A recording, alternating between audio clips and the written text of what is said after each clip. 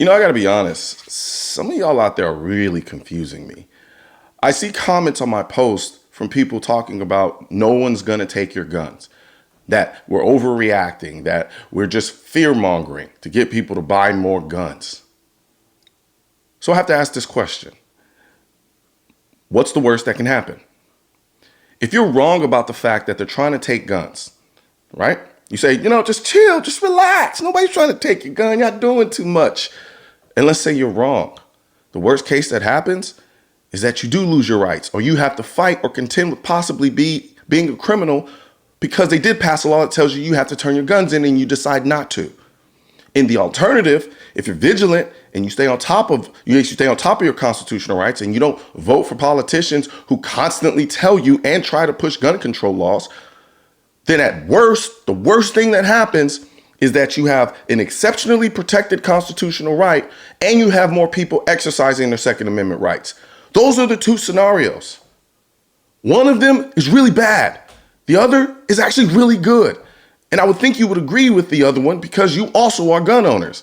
So it really confuses me when people say things like, no one's trying to take your gun. Look at all the stuff that's happened and they've never taken the guns. What are you talking about? We had an assault weapons ban in '94. We literally had an assault weapon ban, which banned the AR-15. It literally banned high capacity magazines. It literally happened. And yet we have people saying that it can't happen. I don't understand this. This really confuses me. And it makes me think that, know what it is? Maybe to a degree, there are some people out there who don't believe it or don't want to believe it as a means to justify the person that they're trying to vote for or that they did vote for.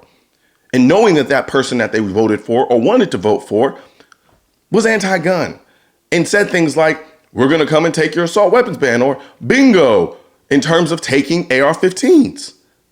And look, I get it. There are a lot of people out there who have other issues that they hold in high esteem, and as do I. But no one can deny the fact that the Second Amendment is also up there.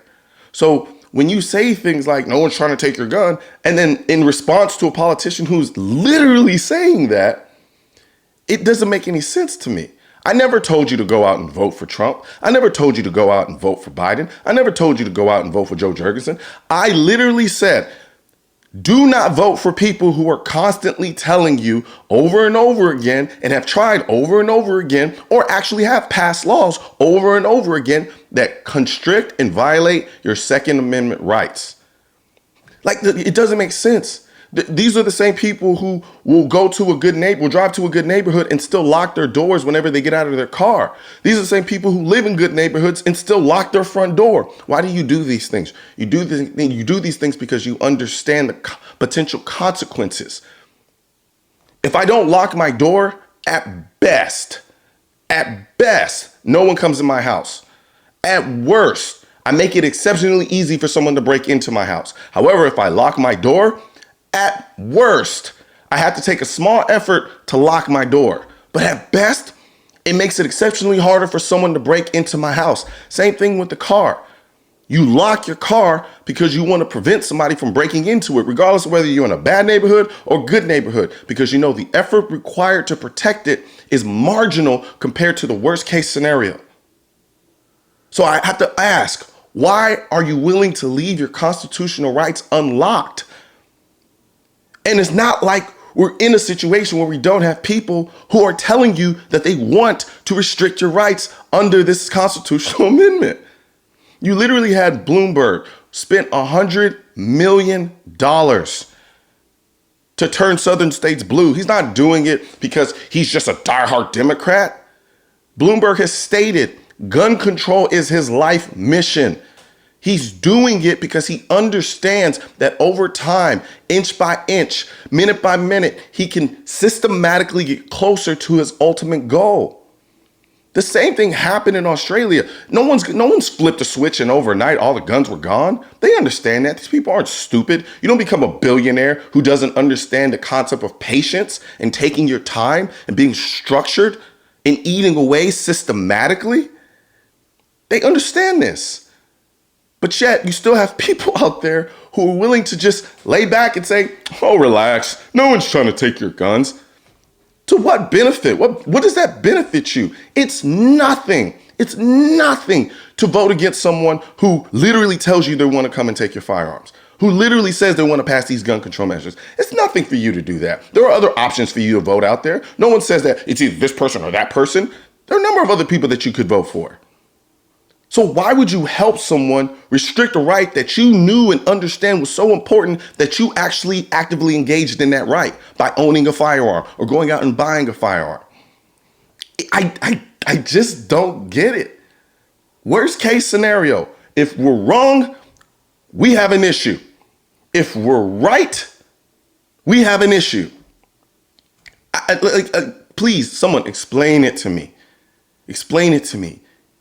We've got to remain consistently vigilant because the other side is remaining consistently vigilant in terms of trying to attack this right. $100 million to us is a lot. $100 million to Bloomberg is nothing. He's worth $56.9 billion. He can do this every single year and still be richer than half the country. Hell, almost, majority of the country.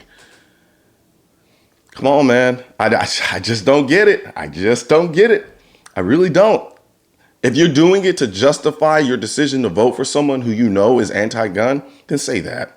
But don't sit up here and say that we're fear-mongering and that we don't know what we're talking about, especially when we have examples of it happening.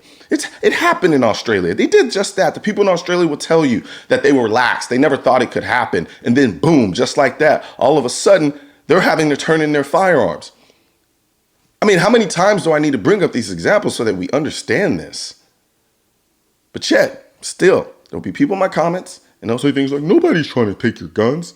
You're just fear-mongering. You're fear-mongering. So what? Let's say I was fear-mongering. I'm not, because I present you facts and I show you exactly what I'm talking about and I back it up.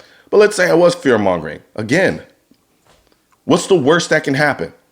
More people go out and exercise their Second Amendment rights, the same right that you're exercising right now. And the more people that are exercising those rights, the stronger that right is. But if we're not vigilant, and let's say I don't fearmonger and you become lax, you do anything and you don't do anything, if you're wrong and they are trying to take your guns at that point, then what? Now it's damn. I wish I had been more vigilant. Man, I wish I would have been more on top of protecting the Second Amendment rights. Now you're sitting there trying to juggle whether or not you want to become a felon or not because you don't know if you want to turn in your guns or not turn in your guns and risk getting arrested for it. Come on, man. We got to think a lot deeper. We got to think a lot further down the road. The Constitution is a house. It is a house. And there are two types of people who want in the house or want to destroy the house. And if you don't maintain the house will fall into disrepair. Do not leave the house of the Constitution and your Second Amendment rights unlocked.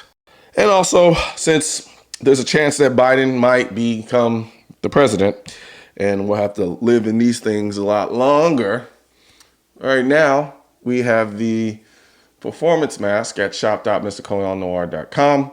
And no, these aren't the masks that suffocate you to death. You can breathe in this mask. It's lightweight material, very high quality. You know how I do. But anyway, so if you're interested, go on to shop.mrcolionnoir.com, grab your mask. And all these masks, I have them in all the designs that I have in my hats and my shirts as well. So go on to shop.mrcolionnoir.com and see what you got. All right, folks.